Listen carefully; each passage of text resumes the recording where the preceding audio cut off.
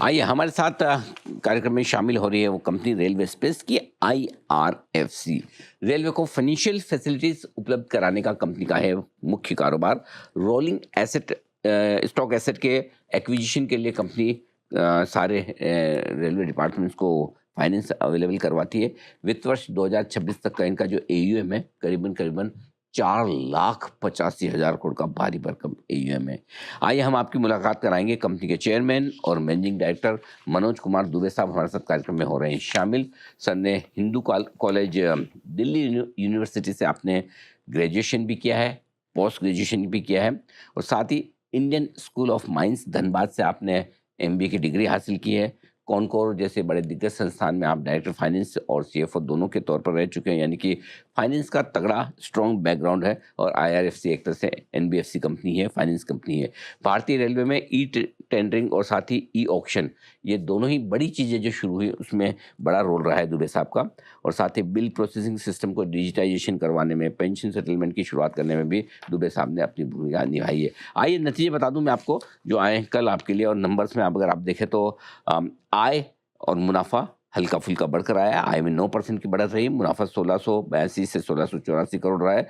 Interest income में 47% की बड़ी बढ़त आती हुई दिखी है। आइए जरा एक बार नतीजों पर विस्तार से बातचीत करते हैं। सबसे पहले दुबे साहब गुड मॉर्निंग, बहुत बहुत स्वागत है आपका। सर धन्यवाद हमें समय देने के लिए, नतीजों पर हमारे साथ जुड़ने के लिए। समझाएं सर इस तिमाही में क्या कुछ खास बातें रही हैं आईआरएफसी के लिए। धन्यवाद अनिल जी, आपने मुझे मौका दिया अपने इस चैनल पे आने के लिए, और जो अच्छे शब्द आप हमारे बारे में कहते हैं वो उसके लिए बहुत बहुत धन्यवाद आपको। इंडियन रेलवे फाइनेंस कॉर्पोरेशन, जब पिछली बार हम आपसे बात कर रहे थे उस समय भी हमने कहा था कि पिछले वर्ष जो वित्तीय वर्ष जो खत्म हुआ 25-26 का, वो बड़ा इम्पोर्टेंट वर्ष था इस कंपनी के लिए, क्योंकि इससे पहले आईआरएफसी सिर्फ सिंगल क्लाइंट मॉडल पे काम करती थी और सिर्फ इंडियन रेलवे के लिए एक्स्ट्रा बजटरी रिसोर्सेज का जुगाड़ करती थी और पैसे ला के देती थी। पिछले 2-3 वर्षों से अगर आप शुद्ध तरीके से बोलें तो FY24 के बाद गवर्नमेंट ऑफ इंडिया ने पूरी जो केपेक्स की रिक्वायरमेंट इंडियन रेलवे की थी वो गवर्नमेंट बजटरी सपोर्ट से देना उन्होंने शुरू कर दिया था। तो आईआरएफसी के लिए एक चौराहा खड़ा था जहां पे निर्णय लेना था कि हम इंतजार करें कि कब रेलवे हमसे फिर से फंडिंग ले, या हम अपने डाइवर्सिफिकेशन मोड पे चले जिसका कि मैंडेट हमारे पास था। पिछले वर्ष जब हमें नवरत्ना का स्टेटस मिला उसके बाद हमने ये कंपनी के बोर्ड ने ये डिसीजन लिया कि हमें डाइवर्सिफिकेशन मोड में जाना चाहिए। जब हमने ये डिसीजन लिया तो हमारे पास कुछ स्ट्रेंथ या कुछ चैलेंजेस थे। वीकनेस हम नहीं कहते हैं, बिकॉज वीकनेस की कोई आवश्यकता सोचने की नहीं थी। स्ट्रेंथ हमारे पास ये था कि पूरे मार्केट में, चाहे वो डोमेस्टिक लेंडिंग मार्केट हो या ईसीबी का मार्केट हो, वहाँ इस कंपनी की साख बहुत अच्छी थी, क्योंकि हम सोवरेन के लिए पैसा रेज करते थे और ये अकेली कंपनी है फाइनेंशियल सेक्टर में जो 0 एनपीए मेंटेन करती है। इसका मतलब हुआ कि हमारा कोई भी बैड लोन नहीं है, और इसके चलते हमें दोनों ही मार्केट में, डोमेस्टिक एज वेल एज बाहर के मार्केट में सस्ते दाम पे पैसे मिलते थे।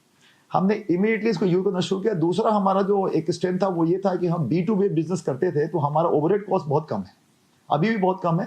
सिर्फ 15 पैसे टू द रेवेन्यू हमारा ओवरहेड कॉस्ट है, जो मार्केट में लोएस्ट है, और आसपास के जो कॉम्पिटिटर हैं उनका कम से कम 80 पैसे का टू द रेवेन्यू उनका खर्चा है। ये दोनों एफिशिएंसी जोड़ के हमने डिसाइड किया कि हम आरएफपी में जाते हैं, कम्पीट करते हैं और गवर्नमेंट इकोसिस्टम में, होल ऑफ गवर्नमेंट अप्रोच में हम फंडिंग करते हैं। साल का जब अंत हमने किया है तो 75,000 करोड़ का हमने एसेट सैंक्शन किया है और 35,000 करोड़ का हमने डिसबर्समेंट किया है। एक इंपॉर्टेंट बात यह है कि ये जो 35,000 करोड़ का जो हमने डिसबर्समेंट किया है, इसमें हमारे मार्जिन कंपटीशन में बिड जीतने के बावजूद 100 पैसे से ज्यादा का है, नियरली 100 to 120 बिप्स का मार्जिन है। रेलवे के साथ जब हम बिजनेस करते थे तो सिर्फ 35 पैसे और 40 पैसे का बिजनेस हमें मिलता था, तो निम हमारा वहां पे हमेशा स्टेटिक रहता था, नियरली 1.4 के आसपास। इस वर्ष जब हमने क्लोज किया है तो हमें खुशी आपको बताते हुए कि मेरा निम भी नियरली 6% से ग्रो किया है और हम 1.5% निम टोटल पे मेंटेन किए हुए हैं। आगे ये यात्रा हमारी जारी रहेगी और आने वाले वित्तीय वर्ष जिसमें हम अभी चल रहे हैं, हमारा उम्मीद है कि मेरा निम, मेरा पैट, मेरा ईपीएस सब डबल डिजिट में ग्रो करना चाहिए। ओके, तो मतलब डबल डिजिट में पूरे साल की वित्त वर्ष 2027 की ग्रोथ आप लेकर चल रहे हैं। इस ग्रोथ के पीछे सर क्या खास कारण रहेंगे, आपको क्या ट्रिगर्स होंगे वो भी जरा समझाएं। ये आपने बड़ा सही सवाल किया। तो देखिए, पिछले वर्ष हमने पहली बार देखा कि कहाँ-कहाँ गवर्नमेंट सेक्टर में केपेक्स की आवश्यकता है, जहाँ पे बिग टिकट प्रोजेक्ट्स आ रहे हैं। तो पिछले वर्ष हमने रेलवे इकोसिस्टम में डेडिकेटेड रेल फ्रेट कॉरिडोर को 10,000 करोड़ का रीफाइनेंस किया।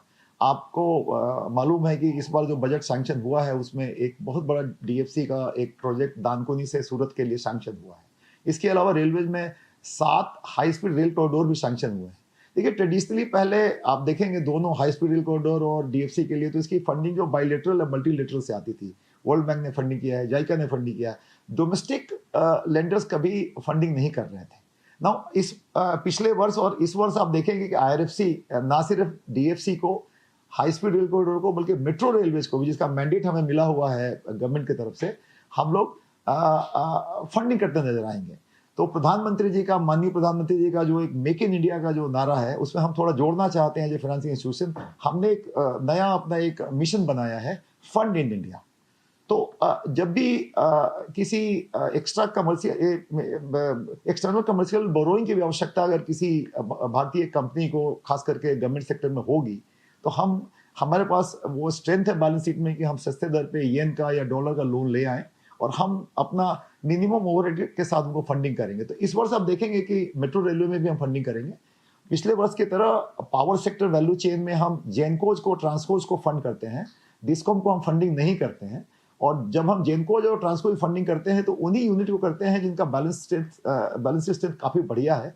पिछले साल के हमारे क्लाइंट एनटीपीसी के, सीधी एनटीपीसी भी हमारी क्लाइंट रही है, उसके सब्सिडरीज भी हमारे क्लाइंट रहे हैं। स्टेट में हमने महाराष्ट्र जेनको को फंडिंग किया है, छत्तीसगढ़ को फंडिंग किया है, हरियाणा को फंडिंग किया है। ये वो स्टेट्स हैं जिनके बैलेंस शीट जेनको के काफी सुदृढ़ हैं। इसके अलावा हमने 2 उर्वरक कंपनियों को भी फंडिंग किया है। HURL जो बहुत ही बड़ी कंपनी है जिसको कि प्रमोट कर रहे हैं, महारत्ना हमारे सिबलिंग्स हैं, एनटीपीसी, IOCL, कोल इंडिया लिमिटेड, इनको हमने 12,000 करोड़ की फंडिंग की। तालचेर की भी एक उर्वरक फैक्ट्री है। इन सभी फैक्ट्रियों से जो फर्टिलाइजर का जो प्रोडक्शन होता है पूरे देश में रेलवे के माध्यम से जाते हैं। तो हम पोर्ट में फंडिंग करेंगे, हम रेलवे के पूरे इकोसिस्टम में फंडिंग करेंगे, हम रेलवेज के SPVs को फंडिंग करेंगे, हम माइनिंग से जो चीजें रेलवे से ढुलाई होती हैं उनको फंडिंग करेंगे। तो पूरा प्लेटर जो है अभी गवर्नमेंट सेक्टर में वो काफी बड़ा है। और क्योंकि हम विकसित भारत की तरफ बढ़ रहे हैं तो इस देश में कंजम्पशन ऑफ केपेक्स बहुत इंपॉर्टेंट है। और किसी भी इंडस्ट्रियल ग्रोथ में सबसे पहला रॉ मटेरियल होता है फंडिंग। और IRFC वो कंपनी है जो बड़े सस्ते दर पर, अट्रैक्टिव दर पे सुदृढ़ प्रोजेक्ट को फंडिंग करने का प्लान लेके आगे चल रही है। और हमें लगता है कि आने वाले वर्षों में हमें बिजनेस की कोई कमी नहीं है। तो सर, जो आम धारणा लोगों की है कि IRFC मतलब जो कुछ फाइनेंसिंग करनी है रेलवे को करनी है, रेलवे से संबंधित जितने भी बिजनेस या डिपार्टमेंट्स हैं उनको करनी है, लेकिन आप जो बता रहे हैं आपकी तो एकदम वाइड बुक है अक्रॉस सेक्टर सर।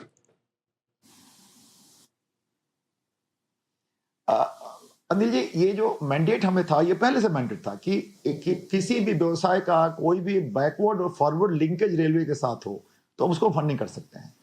पहले शुरुआती पिछले 38 साल में, जिससे पहले कि पिछले साल जब हमने डाइवर्सिफिकेशन शुरू किया, ये कंपनी सिर्फ सिंगल क्लाइंट मॉडल पर काम करती थी।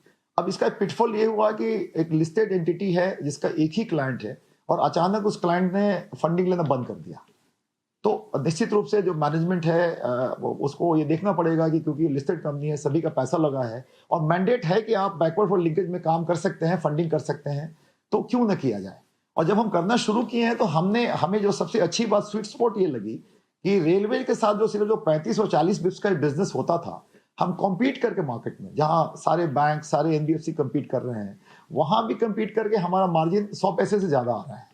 तो ये बहुत अच्छा बिजनेस प्रोपोजिशन है। जो आपने कहा, पिछले वर्ष पहली बार हमने इसको डिस्कवर किया है। अब कंपनी ने वो टेस्ट कर लिया है कि इंडियन रेलवे फाइनेंस कॉर्पोरेशन के पास दोनों बिजनेस मॉडल रहेंगे। भारतीय रेल को जब भी किसी लेंडिंग की आवश्यकता होगी तो हम उनके सोल फाइनेंसिंग आर्म है, उनको तो फंडिंग करेंगे ही करेंगे, वो कॉस्ट प्लस मॉडल पर रहेगा। लेकिन इकोसिस्टम में जहां भी लिंकेजेज हैं हमारे, वहां हम कम्पीट करेंगे। और हम देख रहे हैं कि कंपटीशन में, क्योंकि हमारा स्ट्रेंथ है कि 0 NPA कंपनी, हम अकेली कंपनी है, तो जब हम बोरोइंग करने जाते हैं हमें बाकी लोगों से सस्ता पैसा मिलता है। दूसरा, ओवरहेड कॉस्ट हम अपना कम रखना चाहते हैं क्योंकि हम B2B बिजनेस में है। टिपिकली हमारा टिकट साइज जो लोन का होता है वो 5,000 करोड़ से कम का नहीं होता है। तो हमारा सेगमेंट अलग है, हम रिटेल बिजनेस नहीं करते हैं। लेकिन जब B2B बिजनेस करते हैं तो छोटी टीम और सुदृढ़ टीम है, और उसका अप्रेजल टीम वैसा है जिसको कि गवर्नमेंट एंटिटी का अप्रेजल करने का काफी बढ़िया एक्सपीरियंस है, उसके साथ हम काम कर रहे हैं। और ये दोनों जो एफिशिएंसीज है हमारी, low cost borrowing and low overhead cost, ये दोनों को मिला के हम एफिशिएंसी ट्रांसफर कर रहे हैं अपने कस्टमर्स को। इससे फायदा ये हो रहा है कि हमारे कस्टमर को भी सस्ते दर पर लोन मिल रहा है और हम भी काफी अट्रैक्टिव मार्जिन बना पा रहे हैं। और जो मैंने कहा, आने वाले वर्षों में हम देखेंगे लगातार मेरा नेट इंटरेस्ट मार्जिन ग्रो करेगा पॉजिटिव ट्रेंड में। हमारा जब निम ग्रो करेगा पॉजिटिव में तो मेरा पैट भी ग्रो करेगा। और जैसा मैंने शुरू में कहा कि इस वर्ष हम लोगों ने पूरी टीम को अपनी टारगेट बनाई हुई है कि सारे पैरामीटर्स और इंडिकेटर्स जो हमारे हैं, top line, bottom line, EPS, net interest margin, सब डबल डिजिट में ग्रो करें। तो इस टारगेट के साथ हम काम करने का प्लान है और हमें लगता है कि Q1 से ही आप ऐसा रिजल्ट देखना शुरू कर देंगे। परफेक्ट, बिल्कुल ठीक बात है सर, गॉट इट। बहुत बहुत धन्यवाद दुबे साहब, आपने समय दिया, विस्तार से नतीजों पर और साथ ही साथ आउटलुक पर बातचीत की। एक बार फिर से आपको दमदार नतीजों के लिए बहुत बहुत बधाई और उम्मीद करते हैं जैसे आपने प्रोजेक्शन किए IRFC उससे भी बेहतरीन परफॉर्मेंस आपकी लीडरशिप में दिखाए। हमारी शुभकामनाएं भी। Thank you so much sir आज के लिए।